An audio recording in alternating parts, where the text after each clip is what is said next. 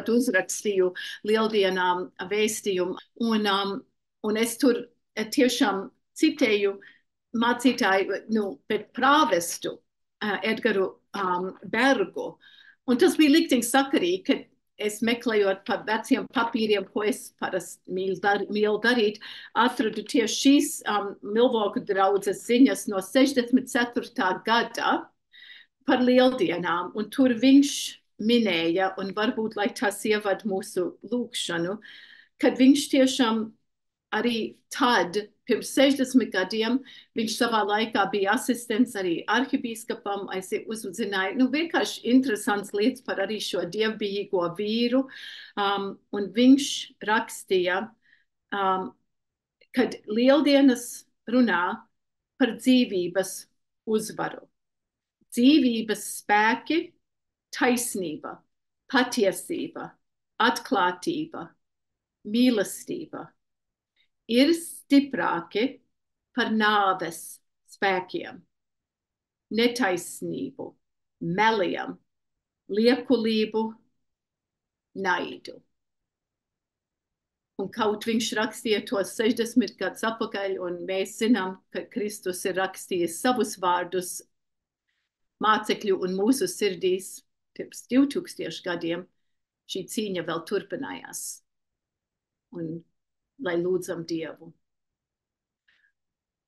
Kungs, tu esi teicis, ka tu esi pasaules gaisma, un ka tur, kur ir tumsības darbi, ja atspīd kaut maz stars no tavas gaismas, no tava patiesības spēka, tad mēs zinām, kad atkāpjas tumsa, un kad viena aizdedzināta svece var apgaismot veselu tumšu telpu, kur vēl sirdis, kas meklē pēc miera, pēc drošības, pēc cerības atjaunošanās. Debes Tēvs dāvini to, kad uzvarētu dzīvības un gaismas spēki, ka varētu mēs arī piedalīties, kā katrs spējam šī cīņā pret to, kas atstāja cilvēku bailēs, neziņā, tumsā, izmisumā, badā, slimībā, bezcerībā. Tik ārkārtīgi daudz mainās pasaulē, tik strauji, kungs. Pasargā ne tikai Latviju, bet visas valsts no tā, kas tikai meklē pēc varas, pēc kontroles, pēc autoritātes, kas nav pamatota tevī, kas nepadodas tev, kā viss valdniekam.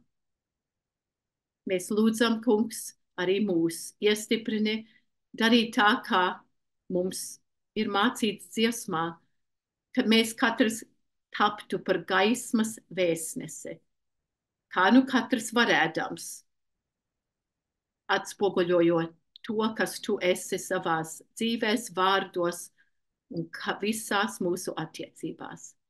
Sveitī mūsu pārunas, sveitī Ingrīdu un to, ko viņa mums mācīs, jeb ar ko viņa dalīsies. Sveitī mūs visus caur taviem mūžīgi patiesiem vārdiem. Amen.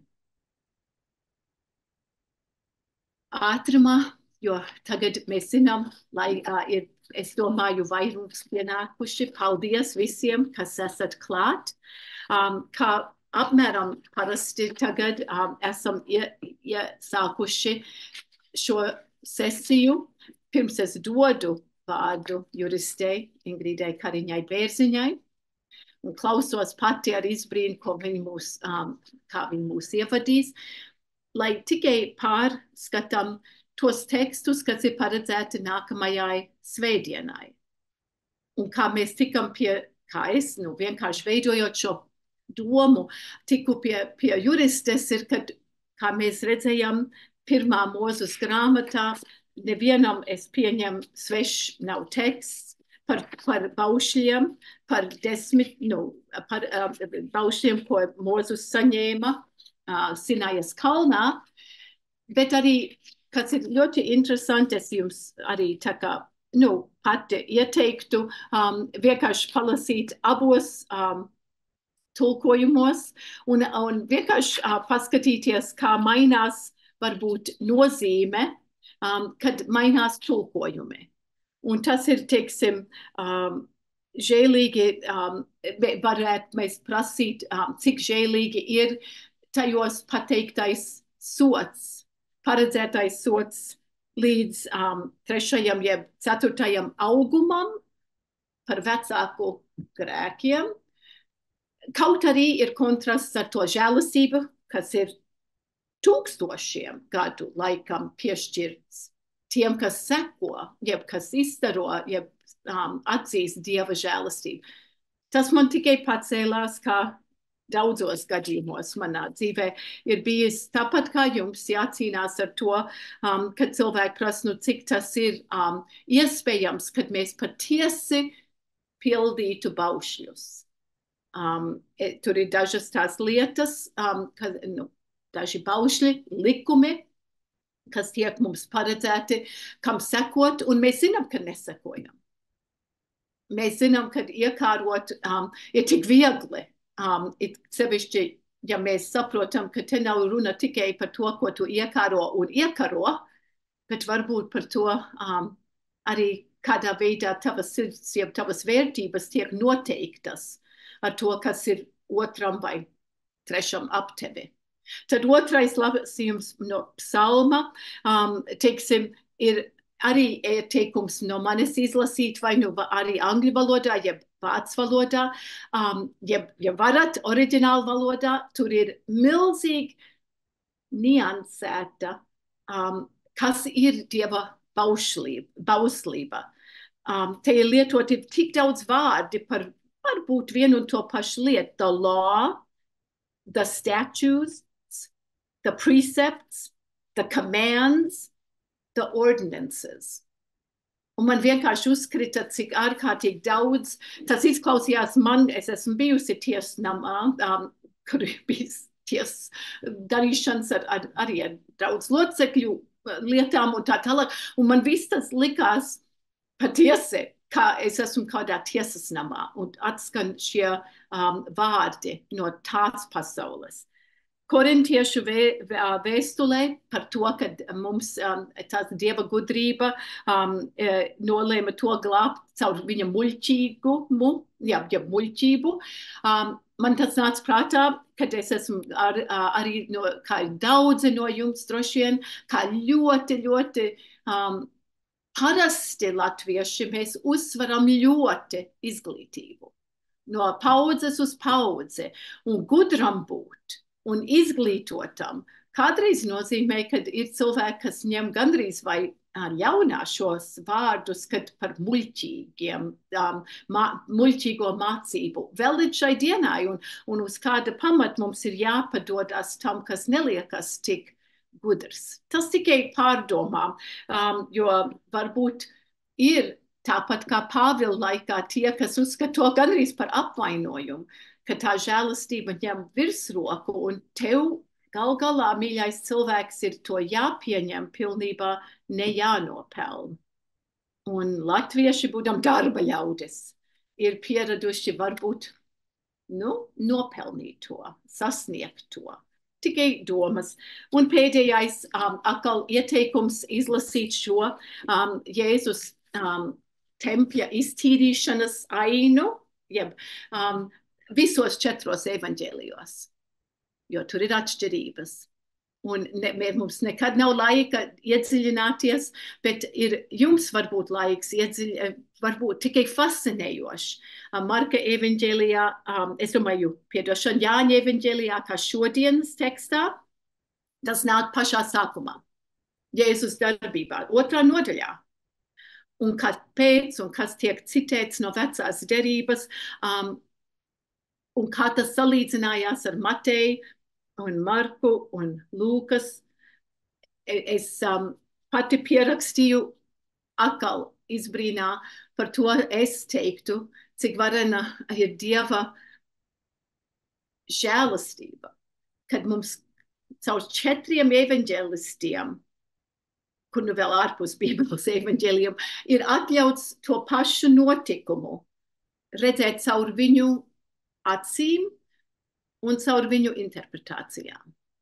Kā viņi ievieto šo tekstu, šo patiesību, un kā to atklāja, un ko viņi atcerējās, un kas bija atstāstīts katram, jo tur ir atšķirības, bet tās, lai mūs nebaida, tās, lai varbūt padziļina mūsu patiesi izbrīn par Dieva vārda spēku un to, kā tas attiecās uz mums katru un mūsu dzīves stāstu, kad mēs to saņemam un to ieterpjam mums saprotamākā, jeb arī nozīmīgākajā valodā. Un ar to pateicībā Dievam par visiem šiem vārdiem un mācībām, es patiesi gribētu arī baudīt līdz ar jums to, ko juriste mums stāstīs, un lūkšu viņai no sākuma, kā vienmēr pastāstīt par sevi, un varbūt, bet tad ievadīt mūsu pārdomas par bauslību, par žēlastību, par likumiem, par taisnību. Lūdzu, Inga, lūdzu. Paldies, arhibīskapa Lauma. Un tiešām ļoti liels paldies par uzaicinājumu. Es esmu ļoti pagodināta par šo uzaicinājumu uzrunāt jūs šodien. Un es runāšu tiešām lielā pazemībā, kā parasts, kā saka, draudzes loceklis, kurš sēž solā, un šīs ir manas pārdomas. Un man ļoti, ļoti interesēta faktiski, kas ir citiem draudzes locekļiem par pārdomām, arī par šīm tēmām. Šodien ir šī gada 59. diena, un kādēļ es to tik precīzi zinu? Protams, juristi ir slaveni ar to, ka mēs esam lieli pedanti un mēs pievēršam uzmanību visiem sīkumiem. Bet es to faktiski zinu tādēļ, ka manā Bībeles lasīšanas programmā šorīt izlec ārā paziņojums, ka šodien būs 59. šī gada lasījums. Un kāpēc es cenšos lasīt Bībeli, kādas man no tā ir atziņas, es ar tām labprāt centīšos padalīties un varbūt vispirms to dzīves stāstu, jo es saprotu, ka visiem ir apsolīts dzīves stāsts, un es netaisos skopoties ar dzīves stāstu. Man ir tipiskais trimdas bērna dzīves stāsts. Es esmu dzimusi Amerikā, Vilmingtonas pilsētā, Delavēras štatā, starp citu, turpatās, kur Joe Baidens dzīvoja un no kurienes viņu ievēlēja. Mani vecāki tur nonāca pēc bēgļu gaitām Zviedrijā, un pateicoties viņam, man bija tas gods un tā laime uzaugt latviešu ģimeni. Tā kā tiešām paldies, mamma un tēt, paldies, Rasma un Aivar, ka jūs faktiski pretī tam, ka trimdas bērniem tas nelikās vienmēr tik interesanti vai saistoši. Bet jūs to noturējāt, to stingro līniju, un es esmu tiešām visam mūžam šo brīnišķīgo dāvanu ar pateicību tagad varēs novērtēt. Pirms kādiem gadiem kopā ar vīru ciemojamies pie viņa drauga, kurš Hongkongā piedalījās tādā misijā, kur ar pietuvināšanos kristietībai uzrunāja jaunos bijušos narkomāņus, kuriem tā Kristus žēlastība faktiski bija vienīgais, kas viņus turēja pie dzīvības un kas viņu turēja, prom no tām ļaunām atkarībām. Un man viens no tiem kursantiem uzdeva jautājumu, cik ilgi es esmu bijusi kristiete. Un es nekad par tādu lietu nebiju domājis. Es domāju, kristiete? Vienmēr kristiete. Un, protams, kā jau tipiskam trimdas bērnam, man ir visa tā, tas kristīgais ietvars, tas man ir bijis iedots no dzimšanas. Es esmu kristīta Vilmingtonas latviešu draudzē, mani kristīja brīnišķīgais mācītājs Arvīds Ziedonis, kurš, starp citu, ir, man liekas, vienīgais, kurš ir izpētījis Raiņa reliģisko filozofiju un ir sarakstījis grāmatu par to. Vērts apskatīties.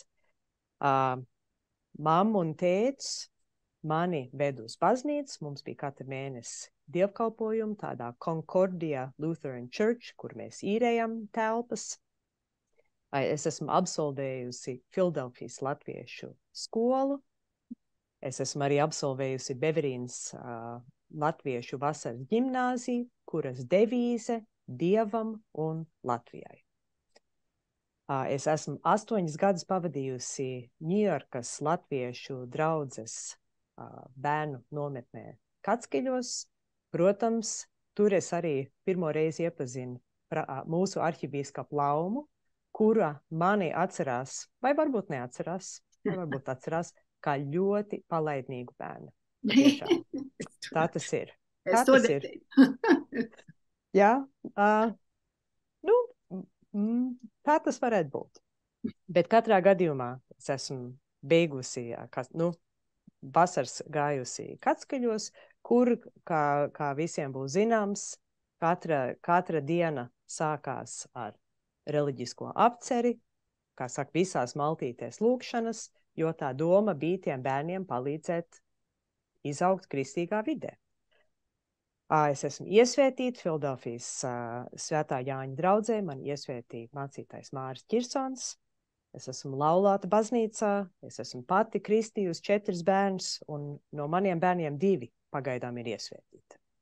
Un arī faktiski ārpus tās latviskās dzīves, mana amerikāņu vidusskola bija Quaker vidusskola, kas ir faktiski ļoti īpaši un interesanti kristieši ar savu garo vēsturi Amerikā. Bet ar vienvārdu sakot, pat necenšoties un nepieliekot nekādas pūles, man bija tā iespēja izaugt tādā, kā saka, tādā tīrā, labā, latviskā, kristīgā vidē. Un tagad, kā saka, kad man ir pār 50, es esmu sākusi ar vien vairāk domāt par to saturu tam, vai ne? Jo es domāju, ka tas, ka tu ej baznīcā un tu satiec sev tuvus cilvēkus un ka tu palīdzi smērēt maizītes un dari visu tās jaukās lietas un to izbaudi to kristīgo sadraudzību, tā ir viena lieta, bet faktiski tas mans šobrīd, tas dzīves posms ir arī vairāk domāt par to, ne tikai es kā draudzes loceklis un kā pietiekam regulārs dievkalpojuma apmeklētājs, bet kādas ir manas personiskās individuālās attiecības ar Dievu un ar kristietību un ar ticību. Un es teikšu, ka tas ir nesalīdzināmi grūtāk, sarežģītāk, bez vieglām atbildēm. Bet es esmu uz tā ceļa, un es par to varu mēģināt nedaudz kaut ko pastāstīt. Kopš 2009. gada es esmu aktīva Rīgas evaņģēliskās draudzes locekle.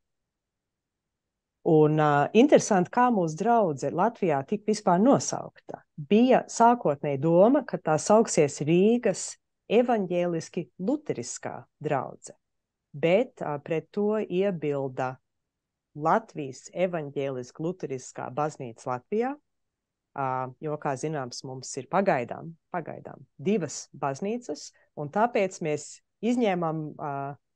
izņēmām luterisko laukā un palikām Rīgas evaņģēliskā draudze. Un ja kurš no jums jebkad ir Latvijā, būsiet vienmēr laipni gaidīti, mums ir dievkalpojumi 1. un 2. un 4. mēneša svētdienā 1:00 Rīgā. Un es arī darbojos draudzes valdē, darbojos kā svētdienas skolas skolotāja, un es arī kalpoju mūsu Lelbu pasaulē Latvijas apgabala pārvaldē. Bet domājot par to saturu, jo tas ietvars manā gadījumā, es jūtu, ka tas ietvars ir pietiekami skaidrs. Un es esmu tik ārkārtīgi pateicīga faktiski, teiksim, manu vecāku paudzei un tiem, kas ir šo ietvaru radījuši un kas viņi ir uzturējuši un kuriem ir bijuši tajās latviešu skolās un svētdienas skolās tie bērni, kuriem tā lieta ir īstenībā dziļi vienaldzīga un kur tur ir tikai tāpēc, ka mamma, tēvs, oma un kaut kas cits, kā saka, lika to lietu darīt. Varbūt dziļi vienaldzīgi ir pārspīlēts, jo, protams, latviešu skola bija ļoti jautra un tur bija jauki draugi, bet es domāju, ka bērnībā, ko tev iedod, ir diezgan grūti varbūt novērtēt. Tāpēc, ka tu vēl veidojies. Un faktiski teiksim, es tagad to Bībeli kaut kādā veidā mēģinu tiem svētiem rakstiem tuvoties. Un es saprotu, ka Bībelē ir brīnišķīgas lietas. Un ir piemēram tādas lietas kā psalmi, kas ir lūkšanas. Un kur ir arī daudz tādas lietas, kuras tu atkal un atkal dzirdi. Un arī Bībelē ir viss tās, teiksim, dievkalpojumā, tas, ko mācītājs pasaka beigās, vai ne tā svētība. Tas ir no vecās derības, un mūsu tēvreize ir no jaunās derības, un visas šīs lietas, bet mēs faktiski kā bērni, vismaz es kā bērns, es noteikti nebūtu varējis to kopbildi saprast, vai vispār varētu īsti atbildēt uz jautājumu, kas ir kristietība, kāpēc es esmu kristietis, ko tas īsti nozīmē. Bet es tagad sāku tuvoties šiem jautājumiem un pārdomājot šīs dienas lasījumus un domājot par to, ko mēs šodien kopā esam sanākuši, es gribēju padalīties vienkārši ar kādām manām atziņām. Un kā es teicu, man patiešām liekas, šis formāts, ko mūsu arhibīskapi ir ievadījusi, ir tik ārkārtīgi interesants. Jo faktiski mēs tik daudz, ko es klausījos tos iepriekšējos runātājs, tu tik daudz ko iemācies no tā, ko cilvēks pasaka par sevi, vai ne?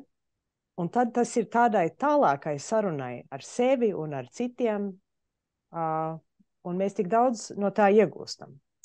Un man tā pirmā atziņa ir tā, kad es patiešām jutos kā pieaudzis cilvēks, ka es tā kā tuvojos savai ticībai.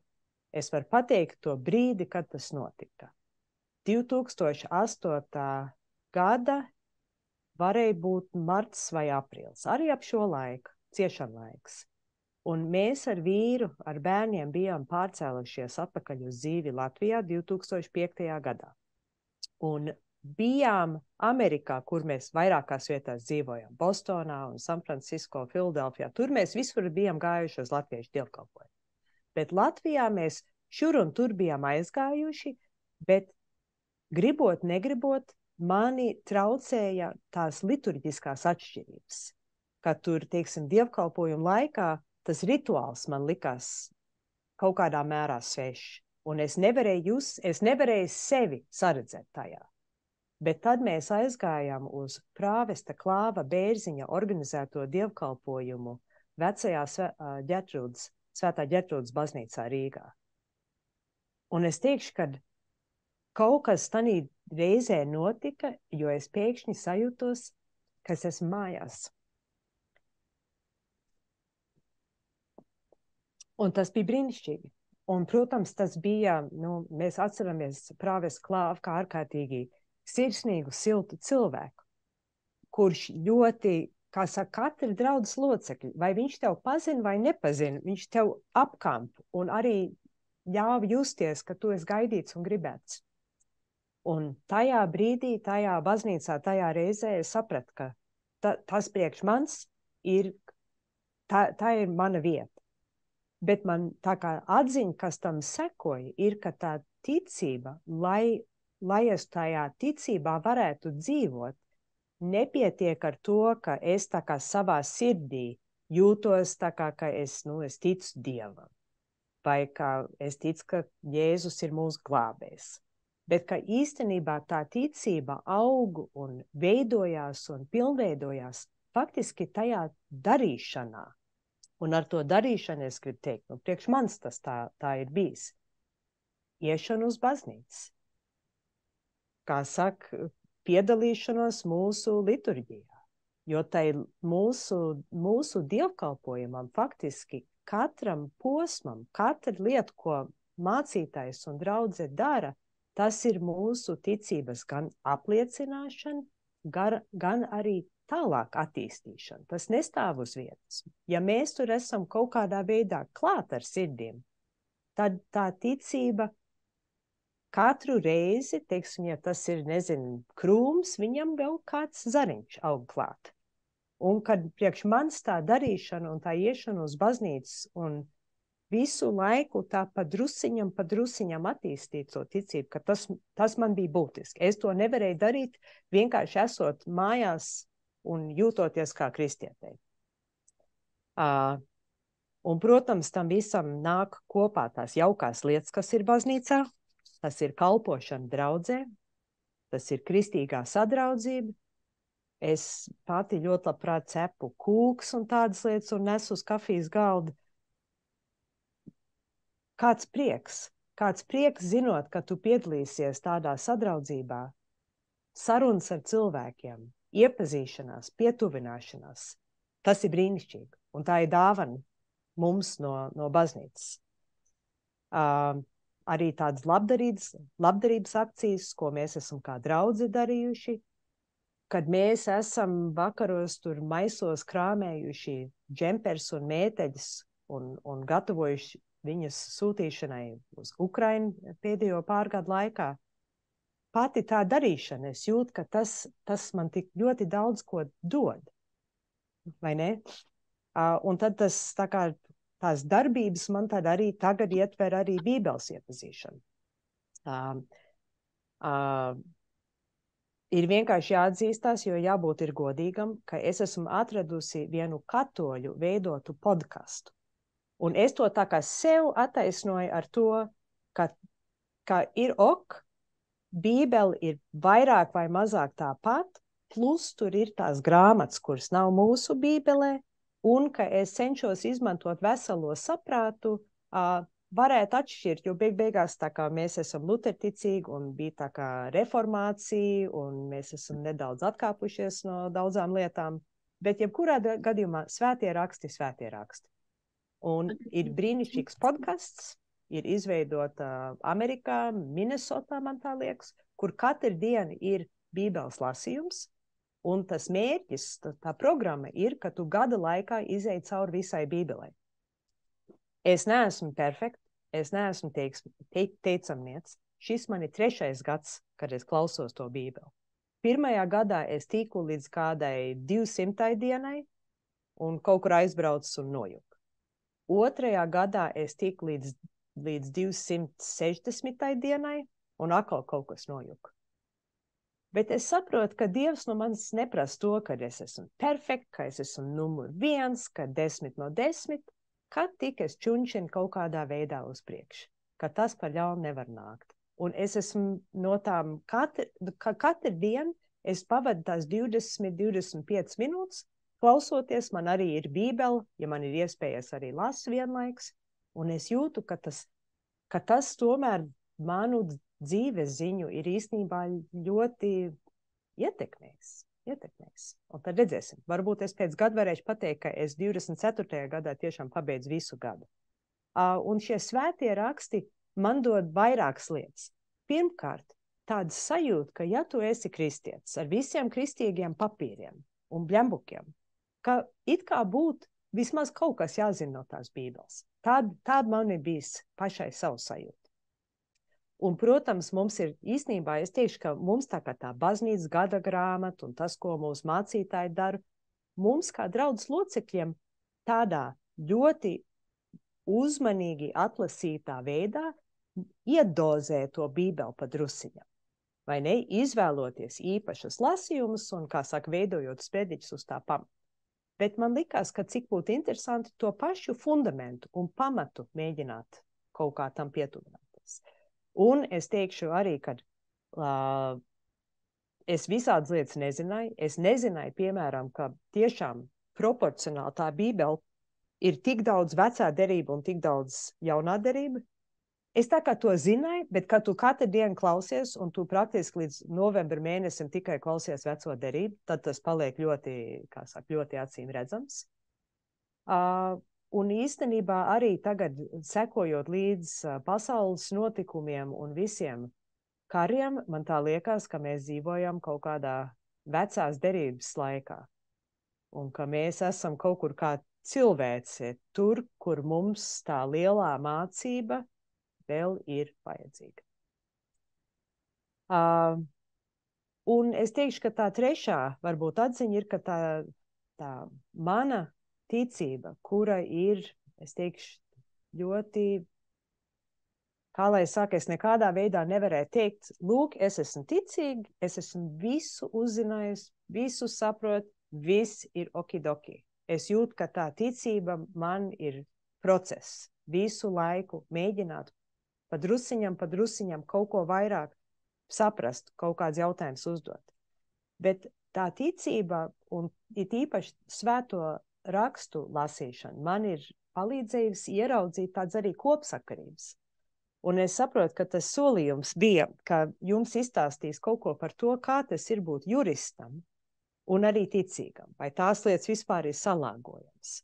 Un gatavojoties šodienai, nesaukšu vārdā, bet viens ļoti jauks cilvēks, kurš arī ir šeit, man norādīja uz to, ka varot YouTube'ā ieraudzīt Mr. Bean, kurš esot visus juristus uz L aicinājis vienā sižetā. Tā kā to var noskatīties. Jo, protams, un tas, kāpēc mums tas ir tā atpazīstams, ir tāpēc, ka jurista darba specifika ir aizstāvēt klienta intereses un to likumu izprast, interpretēt, iespējams kaut kā, nezinu, bīdīt, stiept, padarīt tādu, ka tam cilvēkam, kuram ir vajadzīga tā juridiskā palīdzība, ka tas likums viņam dod to vēlamo atbildi vai vēlamo iznākumu. Un, protams, tas ir tā kā absolūtā pretstatā ar tiem mūžīgiem likumiem, vai ne? Tie baušļi, vecajā derībā tie baušļi tiek atkārtoti atkal un atkal. Man tāda sajūta, ka katru trešo rītu es ieslēdzu Bībeli un mani baušļi ausīs. Un tie baušļi ir mūžīgi. Un, protams, mēs varam runāt par to, cik mēs viņus uztveram tieši, un vai nav arī citi likumi mūžīgi, kas mums ir svarīgi un tā. Bet tas laicīgais likums ir tā kā tieši pretēji tam. Tas likums ir, viņš nav mūžīgs, viņš ir nācis no cilvēkiem, un tā vēsturiski skatoties, kas ir tā ļoti interesanti, ir īstenībā, ka mūsu kontinentālā tiesību sistēma ir, un arī faktiski anglosakšu tiesību sistēma ir radusies tā kā pēc baznīcas likuma parauga. Vai ne? Ka būtu sistemātiski jāsakārto likumi, lai tu varētu to laicīgi pasauli saorganizēt, tā jau nav tā kā oriģināla ideja. Tā ideja radās no tiem kanoniskiem likumiem, kas bija pēc tam. Tā kā tā ticība man liek pārdomāt to kopsakarību, tos kontrastus starp laicīgiem un mūžīgiem likumiem. Un es pārdomāju, teiksim, es 15 gadus strādāju kā advokātu, un es pārdomāju, teiksim, šodienas tādu uzstādību. Un es domāju par to, vai es esmu klientu pārstāvjot, vai es esmu pati bijusi klāt, vai redzējusi, ka notiek lietas, kuras būtu tā kā pretrunā ar kristīgo ētiku.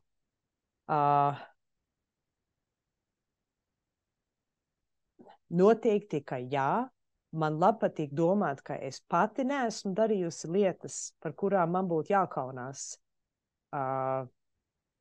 Bet tas viss ir, kā jau juridiskā pasaulē, tas viss ir interpretācijas jautājums, vai ne?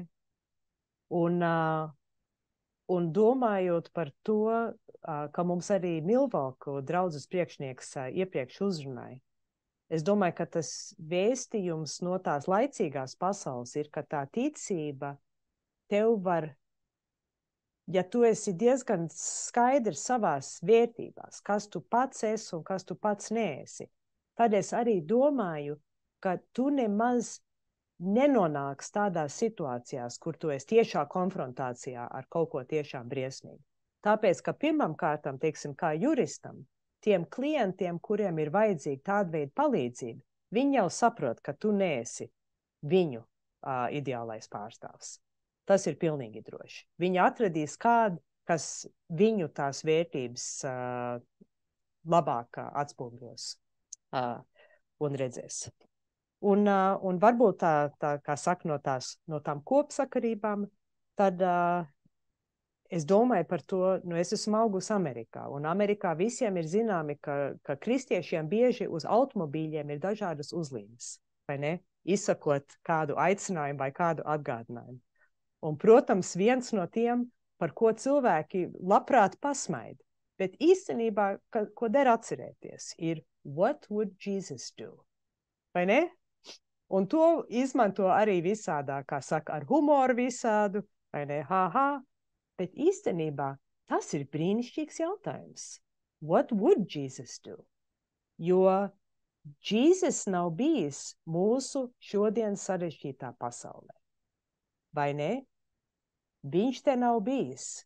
Un es domāju, ir ļoti bieži grūti iztēloties, kā lai saka, pārcelt, teiksim, svēto rakstu mācības, kateķismu, viss šīs lietas ir grūti viņas faktiski pārcelt uz to mūsu šodienu. Un es domāju, ka ja nav tā apziņa, ka ir tas mūžīgais likums, un ja nav iespēja tuvināties, mēģināt viņu izprast, es domāju, ir diezgan viegli kaut kā to enkuru. Tā kā tas enkurs nav, un tu tā kā peldi. Un varbūt es ar to varētu teikt, ka tas likums, laicīgais likums, tas nav mūžīgais likums. Tas ir cilvēka radīts, un ko mēs ar to daram, man liekas, tas ir tikai tas, kas varbūt atspoguļo mūsu to sajēgu par to, kādai bauslībai mēs piederam, kādai pasaulē mēs piederam. Tas likums varbūt ierocis taisnībai, tas var pret ļauno, domājot par okupācijas muzeju, vai ne, lai Dievs dos, ka mūsu likuma sargi atklās, kurš to ir izdarījis, un, kā saka, attiecīgi tas cilvēks tiek tiesas priekšā saukts pie atbildības, un likums arī var palīdzēt īstenot labas lietas. Un es domāju, ka tāds ir tik daudz mums visapkārt. Es domāju, tas ir likums, piemēram, Amerikā, kas ļauj draudzēm varēt ziedotājiem palīdzēt tur ar nodokļu atlaidēm, vai ne? Tas ir likums, kas atļauj mums šeit Latvijā noreģistrēt LELB pasaulē draudzi likuma priekšā, ka tas ir kaut kas juridiski, ka eksistē, ka var būt savs konts un ka var būt savu darbošanās. Jā.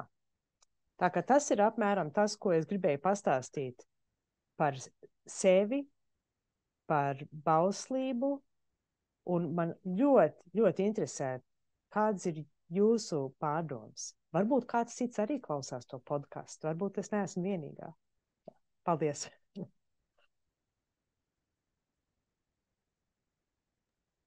Paldies, Ingrīd. Man arī liktos, ka jums varbūt citiem ir novērojumi, ja varbūt jautājumi, un lūdzu, esat iedrošināti, palīdziet man noķert, ja kāds ceļ roku. Man jautājums ir, vai tev jebkad ir bijusi situācija tieši darba ziņā, kur tev likās, ka tev bija jāizvēlās, ka tas nebija no tevis, kas bija prasīts, nebija vairs ētisks, nebija saskaņā ar tavu vērtību sistēmu, bet varbūt darba devējs, situācija, klients prasītu no tevis to. Vai nu teikt, ka kāds ir vainīgs, vai teikt, ka kādu jāapžēlo, jeb jāatlaiž no soda. Tikai, jā. Nu, ar juristiem un ar advokātiem ir tā, ka kļūstot par juristu, viens tāds princips, ko tu ļoti visu laiku mēģini sev atgādināt, ir, ka, lai pastāvētu tiesiskums, ir jābūt iespēja arī visbriesmīgākajam noziedzniekam saņemt juridisko palīdzību. Tas ir fakts. Man ir bijis ļoti maz saskarsme ar krimināllietām, par ko es esmu tiešām pateicīga. Jo mana specializācija ir tas saucamais intelektuālais īpašums. Patenti, autortiesības, preču zīmes, dizaina paraugi, zinātība, tādas lietas. Bet man ir bijušas pāris situācijas, kur, piemēram, ir jautājums, vai advokātu birojam, arī ne man tieši, bet mūsu birojam būtu jāpieņem tāds vai cits klients. Un tur kādreiz, piemēram, būtu tas, ka ir kāds, kuram ir vajadzīga juridiskā palīdzība, bet ir ļoti mīklaini. Vai tas cilvēks ir īstenībā patiešām ļoti, kā saka, ļauns manipulators, vai patiešām ir upurs, kuram vajag to palīdzību. Un es teikšu, ka tas ir tas, ko es esmu mēģinājusi tā kā sev paturēt prātā kā tādu kaut kādu vadlīniju, ir, ka kā juristam mans darbs nav tiesāt. Kā juristam mans darbs ir palīdzēt tam, kam vajag palīdzību, un tiesas darbs ir darbs tiesāt, vai ne? Un tas ir policijas un izmeklētāju darbs vākt pierādījumus, lai viņi varētu kādu notiesāt. Bet tanī pat laikā es teikšu, ka noteikti pie manis nav nākuši tie, kuri jau var nolasīt, ka es nebūšu viņu pārstāvs. Ok, labi. Paldies. Vai ir kādam, lūdzu, jūtaties brīvi paprasīt, izteikties? Es redzēju, ka vismaz prāves Anita smaidīja, kad kas tas bija, Mr. Bean? Tu laikam, ne, tas nebija. Mr. Beanam esot sižets par to, kā visus juristus aicinot uz elli. Un tas jau, protams, visiem skatītājiem ir pašsaprotams. Bet īstenībā es teikšu kad es studēju Pensilvānijas universitātē. Un tas, ko es manīju, bija, ka diezgan daudzi no maniem klases kursa biedriem bija vai nu auguši kristīgās ģimenēs vai ebreju ģimenēs. Un pat tiem gadiem es esmu daudz par to domājusi. Un es faktiski domāju, ka kontakts ar svētiem rakstiem un tā audzināšana tādā ģimenē, kurā vai tu pats to pieņem kā pieaudzis vai nē, bet kur tev ir rituāls, sakraments, likumi, ka tas tavas smadzenes ieprogrammē, ka tev faktiski tā jurisprudence ir saprotama. Tas bija mans novērojums. Jā, tā man arī likās. Un arī faktiski lasot Bībeli, es teikšu, ka tās jurista prasmes der no tāda viedokļa, ka es esmu tā kā trenēta lasīt, tiešām skatoties ļoti mikro sīki. Un ja tu to dari ar visu Bībeli, protams, tu viņu nekad nekur netiks, jo tur vienkārši ir pārāk daudz slāņi, pārāk blīvs saturs. Bet es teikšu, ka tās prasmes ir noderīgas.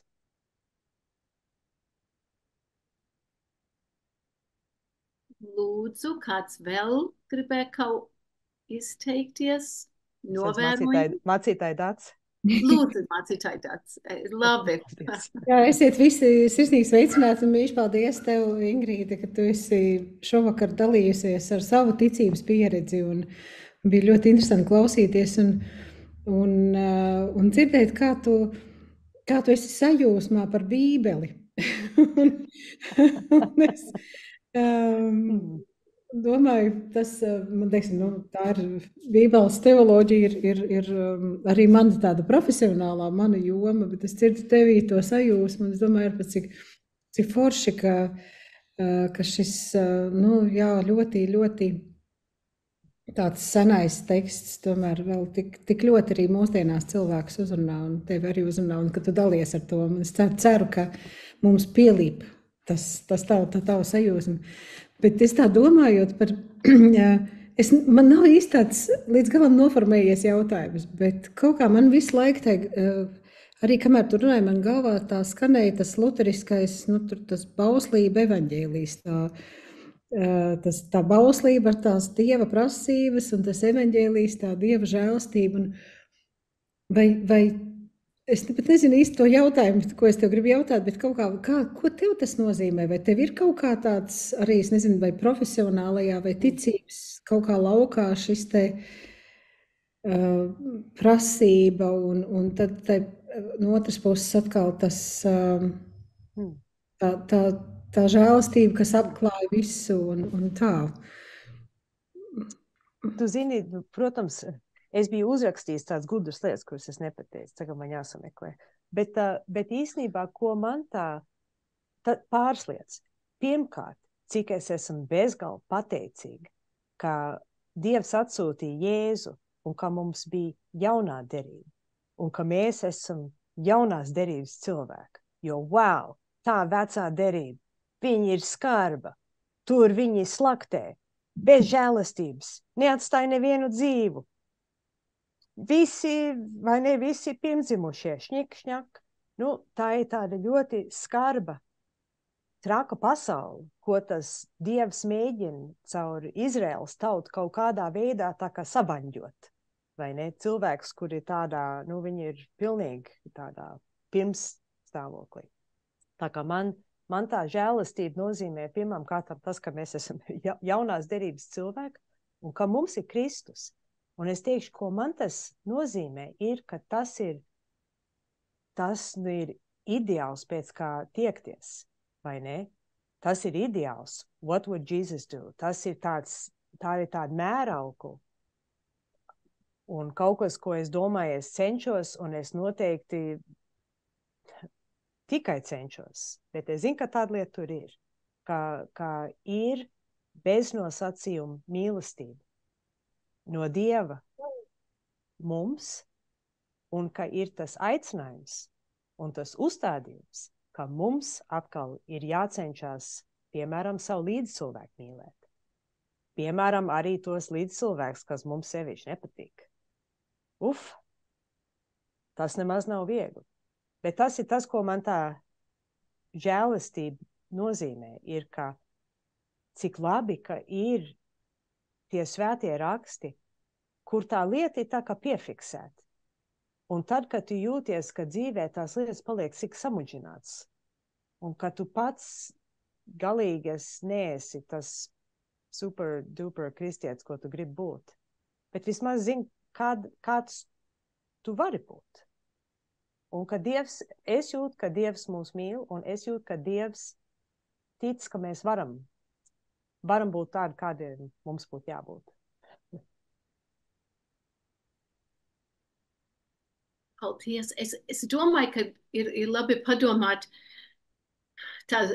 kur es esmu pati arī lasījusi kaut kad, kas to runāja, bet tur ir žēlastība, teiksim, ko arī Ingrid, tu pati izteici, ka tev kā juristei ir bija jādala tas, ka tu palīdzi, bet tu neesi tā, kas tiesā.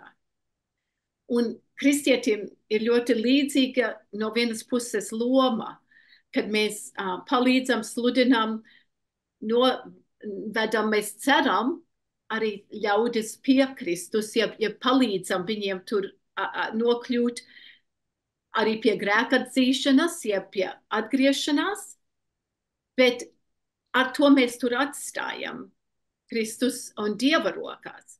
Man pat vakar bija saruna ar ļoti, ļoti konservatīvu kristieti, un viņam ir skaidrs melns un balts, kuri ar savu grēcīgumu nespēja mainīt pēc tā, kā Dievam patiktu, kad viņš zina droši, tie nav glābjami.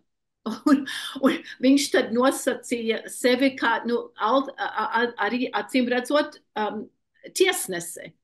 Un saka, ka nevar tikai visus apžēlot, kas dara arī sabiedrisko likumu legāli pāri citiem sabiedrībā, ka tur ir jāatdala, ka to noziedznieku ir jāsoda.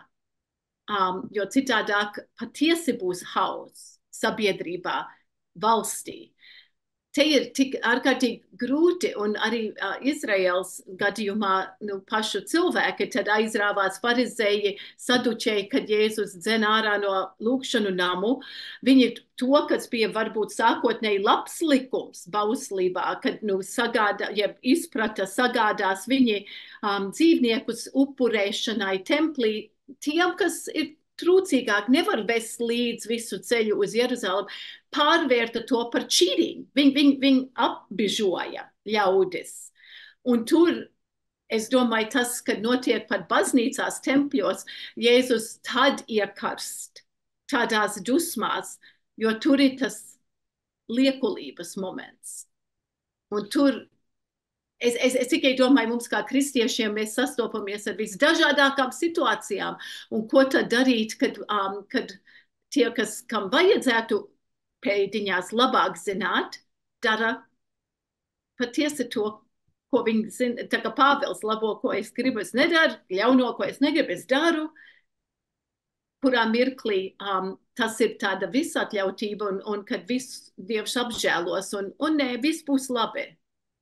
Es to tiešām tā izmetu ārā, lai mēģinātu, Anita, lūdzu, es labprāt dzirdētu. Mīļš, paldies, Ingrīda. Tiešām bija prieks dzirdēt tavu liecību. Es pasmējos tad, kad tu pieminēji What would Jesus do, jo mēs šorīt, kas piedalījās manā svētbrīdī, es arī pacēlu to jautājumu. Un tā atbilde ir iespējams, ka Jēzus apgāstu galdus un lietot pātagu, lai izdzītu kādus. Tā ir, tas ir vienmēr arī tur klāt. Un šīs svētās dusmas ir arī daļa no mūsu dzīves un no mūsu darba īstenībā. Tu zini, es uzaugu netālu no tā, kur dzīvo amiši. Un mēs draudzē par šito runājam. Tu atceries to gadījumu, kur viens dullais bija iegājis un tur tos bērniņus apšāvis. Un tad tās amiši ģimenes faktiski viņam piedeva.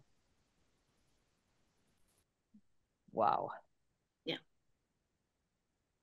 No vienas puses tās ģimenes neuzņēmās to smagumu, kas ir tās dusmes, tā sodīšana, tā nepiedošana. Bet, Un vecās derības kontekstā un šīs dienas notikumu kontekstā. Tas nākamais, ja briebīgākais, es nezinu, solis ir atriebība. Un atriebības grēks, viss tas, ko saka atriebība pieder Dievam, atstāja. Tas mēs redzam mūsu acu priekšā. Tas tagad tiek briesmīgi praktizēts tieši no Izraels puses. Pazīstot visu to šausmīgo, komplicēto situāciju, nepazīstot, bet mēģinot izprast, te ir tiešām, mēs redzam acu priekšā, kas notiek, kad šis aiziet tā kā galējībās un aiz visa tā, ka ir bailes, bet ir tāds sajūta, kad ir jāaizstāv taisnību. To, kas ir nepareizi, ir jāsoda un acs pret acs un vēl vairāk un šausmīgāk. Bet mēs kā kristieši, es domāju, es nebūšu vienīgā, kas zina, ka cilvēki izvairās izteikties pat par dažām politiskām lietām, jo ir tik vārīga situācija, ka tev bruks virsū viens vai otrs vai trešais. Bet tad vai klusēšana ir attaisnojama? Ja tu jūti sirds dziļumos, ka tas ir ne tikai pret Dieva likumu, bet pret cilvēcības likuma. Grūti jautājumi. Vai kādam ir vēl jautājums tieši Ingrīdai? Labi, Inga, Paldies, tas bija tik labi. Un sevišķi es gribu teikt par to, kā tu runāji par to, kā uzaugot trimdas, tagad diasporas, mēs teiktu saimē, kā tev viss ievadīja latvietībā un kristietībā, protams, ģimene un skolas un nometne un visas tās draudzības no tā laika. Paldies par to, tas bija vispār ļoti skaisti. Paldies, Inga! Paldies arī tev. Paldies. Jā. Es domāju, ka gandrīz visi, kas mēs esam, kā Prāvis Klāvs Bērziņš kādreiz teica, trimdīši, kad mēs zinām, ko nozīmē tiešām būt citu paudžu izaudzinātiem ārpus Latvijas bērniem un ko tas nozīmē atcerēties pēc laika novērtēt visu, ko mēs esam saņēmuši, jo kādreiz to nenovērtē bērnībā, jaunībā ne tik daudz, bet es zinu, ka laiks tūliņ ir caur. Un mēs cienam to, ka ir stundas laikā pateikts, ka varam iet darbos, ja pie ģimenēm, ja pie miera. Gribu vēlreiz pateikties no sirds, un šīs vienmēr pārunas mums atstāja daudz vēl par ko pārdomāt un lūgt un tālāk lasīt. Turpiniet lasīt. Bībele ir visinteresantākā grāmata visā pasaulē. Es to vienmēr apliecināšu. Bet nākamajā sesijā būs doktors Aleksandrs Kalniņš. Viņš ir gados arī jaunāks. Es minēju, ka Kristaps Zariņš nevarēs būt ar mums, diemžēl. Viņš kā ārsts pats piedzīvo šīs dienās tuvu operāciju, ceļu pārlikšanu, un viņš tad neuzdrīkstējās teikt, ka varētu būt ar mums. Viņš ieteica doktoru Aleksandru Kalniņu, kuram būs pašam arī patiesi ne tikai kā ārstam pieredze par to, kā Dieva vārds ietekmē viņu dzīves stāstu, bet arī personīga pieredze. Jo viņa sieva saslima ar vēzi, atvesaļojās it kā un atkal saslima un aizgāja Dieva mierā. Un viņš arī dalīsies tādā līmenī, un es esmu pārliecināta, ka arī tur mums būs ļoti vērtīgas pārdomas un pārunas. Lai Dievs svētī jūsu nākamo nedēļu, lasot Bībeli, ejot uz dievkalpojumiem un jūtot pāri visam, ka Kristus ir un būs ar mums visiem, lai viņš arī pasargā Latviju un šo pasauli. Ar Dievu palīdzību jums. Paldies jums. Ar Dievu. Ar Dievu.